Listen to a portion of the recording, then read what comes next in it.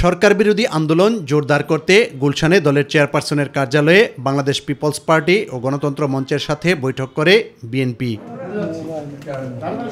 পরে সাংবাদিকদের প্রশ্নের জবাবে মার্কিন সহকারী পররাষ্ট্রমন্ত্রী ডোনাল্ড লুর সফরের বিষয়ে কথা বলেন বিএনপি মহাসচিব মির্জা ফখরুল ইসলাম আলমগীর। তারা একটা অবাধ, সুষ্ঠু, নিরপেক্ষ নির্বাচনের পক্ষে কথা বলেছেন, এটা তারা এখনো অব্যাহত রেখেছেন।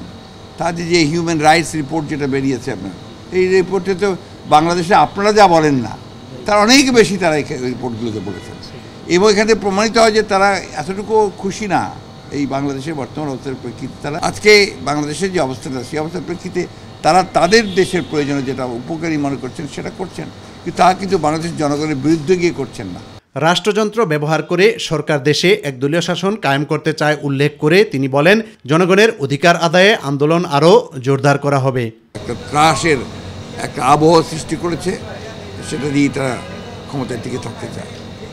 আজকে তাদের দুর্নীতি, তাদের অনিয়ম, তাদের স্বজনপ্রীতি এমন একটা জায়গায় গিয়ে পৌঁছেছে যে এখন সবই সচেতন মানুষ যারা আছেন তারা সবাই বলছেন এটা একটা মাফিয়া রাষ্ট্রে পরিণত হয়েছে। গণতন্ত্র সুসংহত না হওয়া পর্যন্ত রাজপথে থাকার ঘোষণা দেন সমমনা দলের নেতারা। এই সরকারের পতন অনিবার্য, জনগণকে সাথে নিয়ে আবার আমরা রাজপথে থাকব। এই সরকারকে না হটান পর্যন্ত বাংলাদেশ পিপলস পার্টি ঘরে ফিরে যাবে না। ইউসুফ আলী, মাই টিভি, ঢাকা।